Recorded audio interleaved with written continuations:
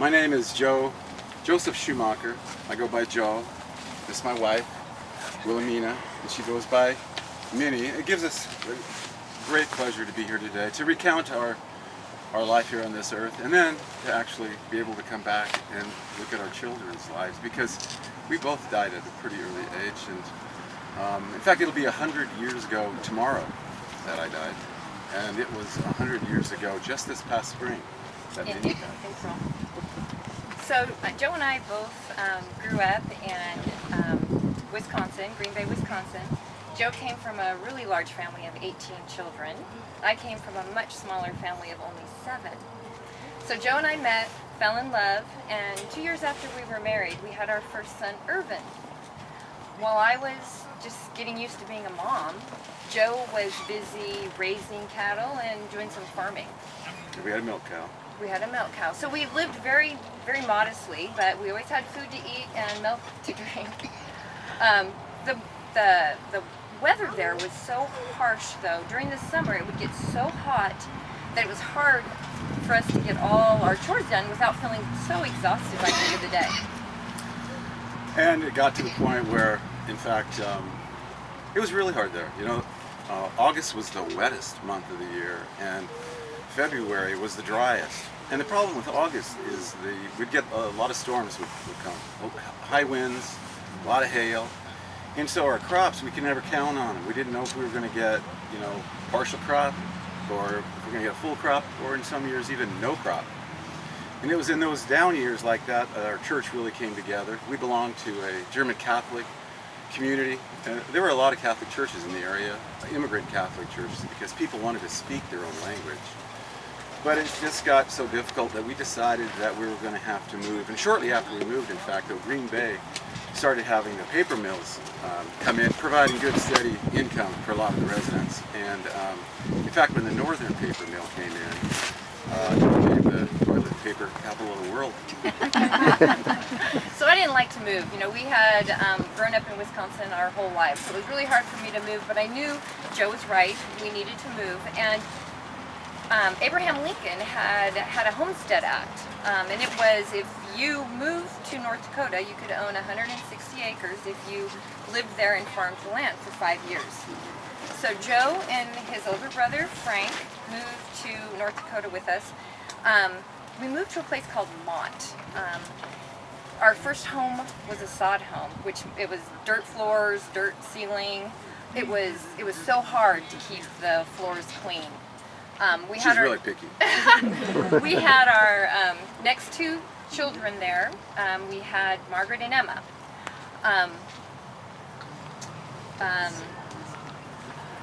The trying to have toddlers. Can you imagine having toddlers and having dirt floors?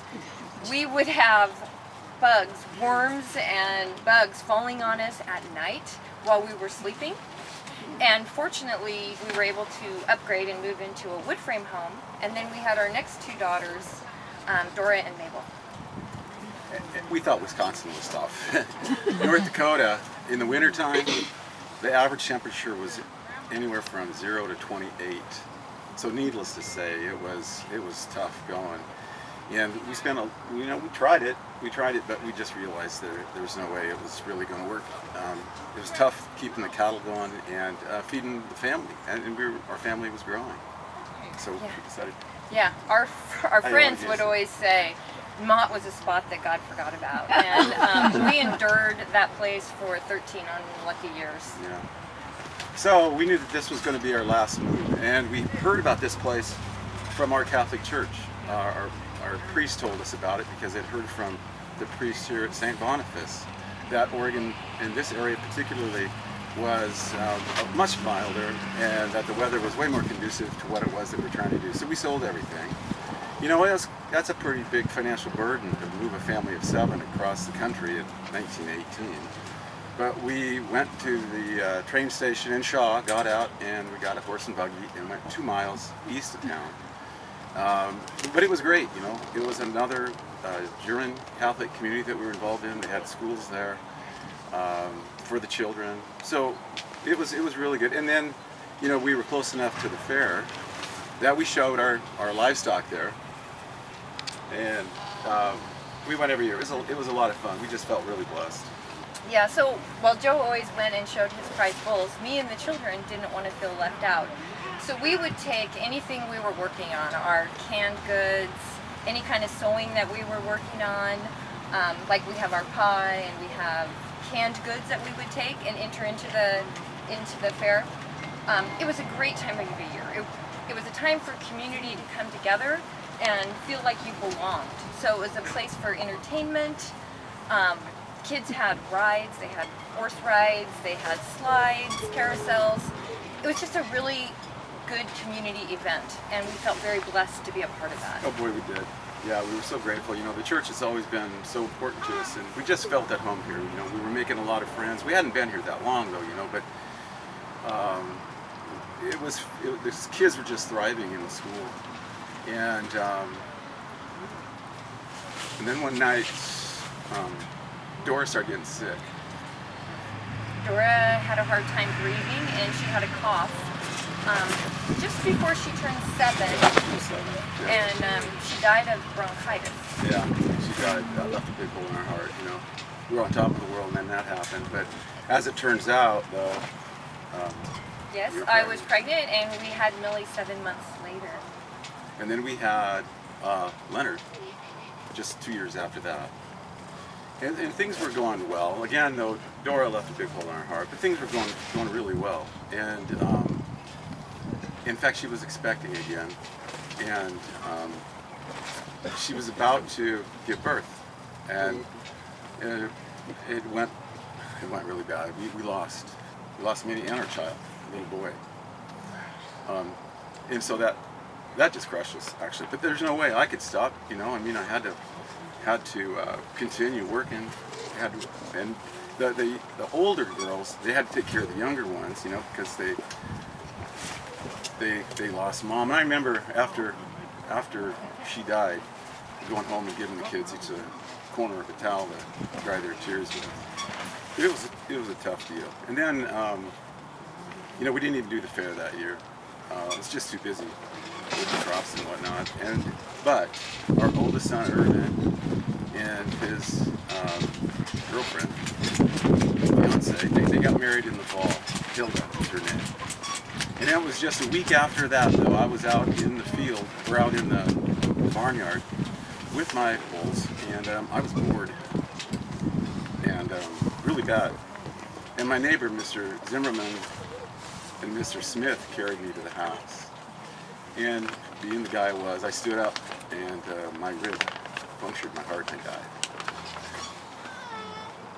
Yeah, it was a tough year. And the kids still were left. Kids were left, you know, without any parents. It was a tough go of it, but, you know, that's why we're here today, to go back and now we get to see, you know, how the kids all turned out. So let's go from this top. Irvin and Hilda, so they ended up taking our 3 youngest.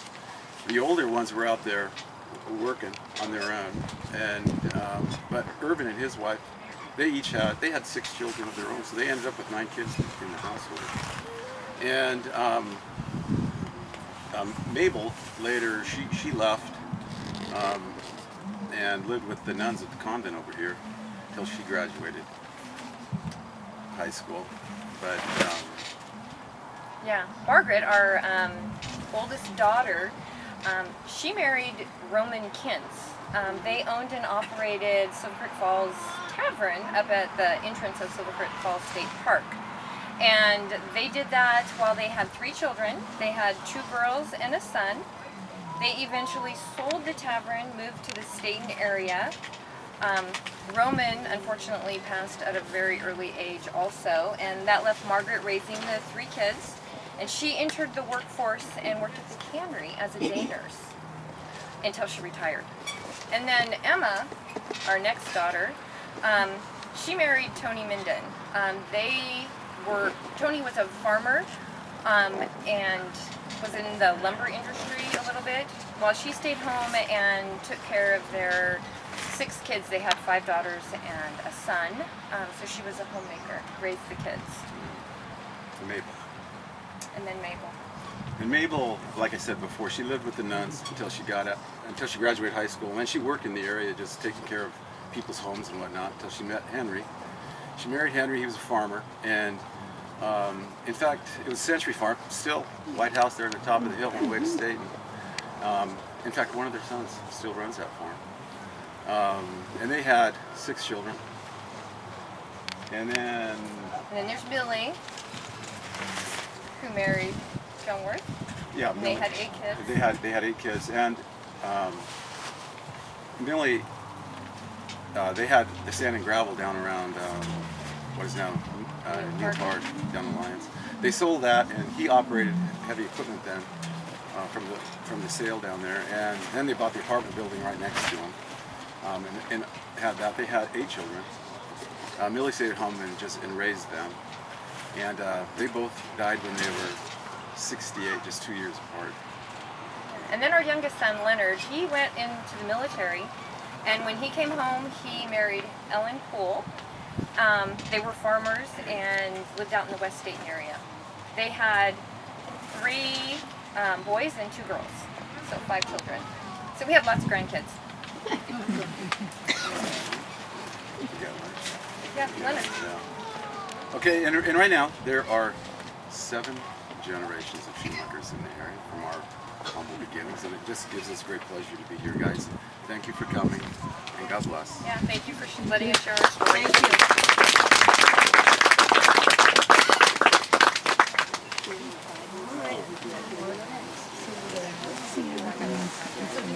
Same one I have, Tony Rama. Right there on the bottom, Oh, yeah, they're right there. right below, in the middle. No, but my mom, Yeah, my mom is and right here. I went, oh my goodness.